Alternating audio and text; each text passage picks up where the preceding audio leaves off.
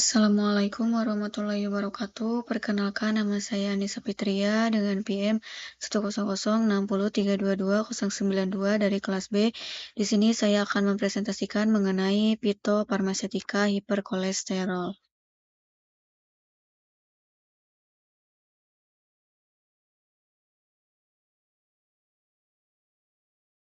Untuk pendahuluannya, hiperkolesterolemia terjadi akibat adanya gangguan metabolisme lipid yang ditandai dengan peningkatan kadar kolesterol di dalam darah.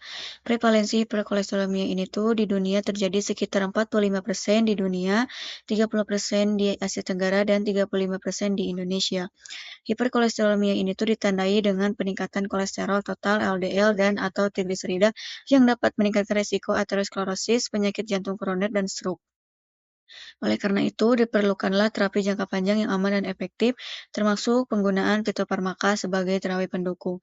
Selain gangguan profil lipid, penderita sering mengalami gejala seperti mudah lelah, pusing, gangguan tidur, nyeri leher atau pundak, seseringan, serta peningkatan resiko hipertensi, sehingga diperlukanlah pendekatan terapi yang holistik untuk meningkatkan kualitas hidup pasien.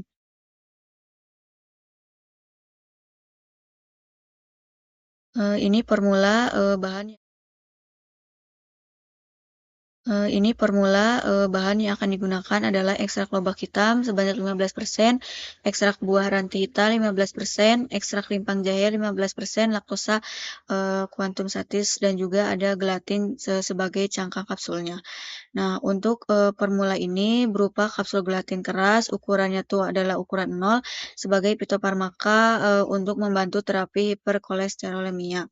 Nah, kapsul mengandung ekstrak lobak hitam, glukosinolat yang menghambat penyerapan kolesterol di usus, ekstrak ranti hitam atau diosgenin ini tuh yang menghambat enzim HMG-CoA redukase di hati, serta ekstrak jahe yang menurunkan LDL, meningkatkan HDL dan bersifat antioksidan serta antiinflamasi. Kombinasi ketiga bahan aktif bekerja secara sinergis dalam menurunkan kadar kolesterol dan menjaga kesehatan kardiovaskular.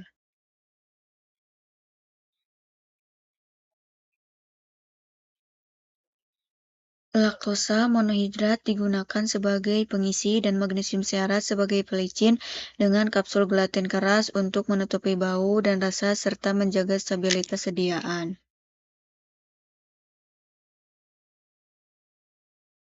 Ini eh, ini preformulasi dari zat aktif.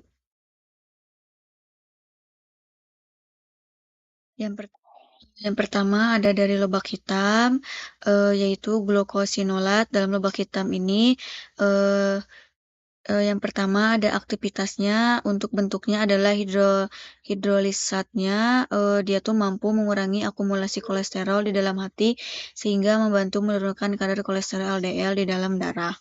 Lalu untuk mekanisme kerjanya adalah mengikat kolesterol di lumen usus sehingga mencegah kolesterol diserap oleh aterosit sel epitel usus dan meningkatkan ekskresi kolesterol melalui feses. Untuk dosisnya adalah 30 mg per kilogram BB per hari.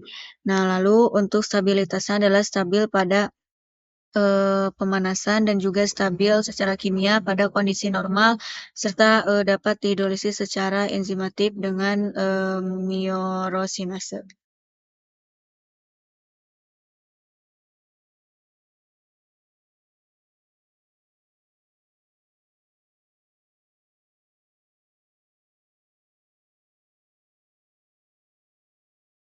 Lalu ada dari ranti hitam, yaitu diosgenin. Dalam ranti hitam ini adalah klasifikasi dari tanaman ranti hitam. Yang pertama untuk aktivitasnya adalah menurunkan kolesterol melalui modulasi jalur metabolisme lipid dan juga penghambatan HMG-CoA reduktase. Nah, mekanismenya adalah menghambat HMG-CoA reduktase dalam biosintesis kolesterol. Untuk dosisnya adalah 20 mg per kilogram BB per hari. Nah, stabilitasnya adalah stabil secara kimia, stabil pada kondisi normal, menunjukkan tanda-tanda degradasi di atas suhu 50 derajat Celcius yang disarankan disimpan pada wadah opak dengan kondisi kering.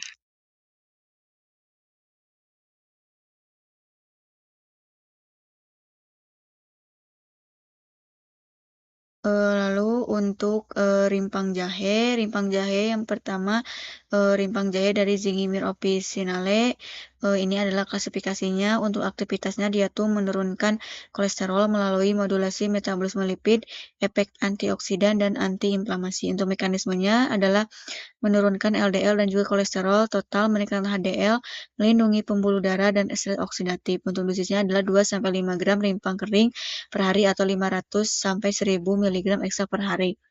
Untuk stabilitasnya, stabil pada suhu kamar dan kondisi kering, sensitif terhadap panas tinggi, lebih dari 50 derajat Celcius, dan juga terhadap kelembaban dengan tinggi lebih dari 50% RH dan disimpan pada wadah opak, kedap cahaya, dan kondisi kering.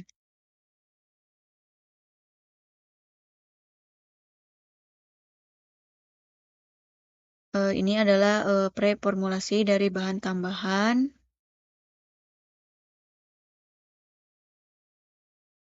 eh, Lalu ada yang pertama adalah laktosa monohidrat.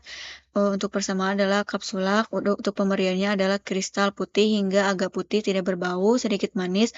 Untuk kegunaannya adalah pengisi kapsul, konsentrasinya kuantum 100. Udah untuk masanya adalah 1,545 gram. Untuk titik lelehnya itu adalah 201. Untuk stabilitasnya adalah penyimpanan di tempat lembab.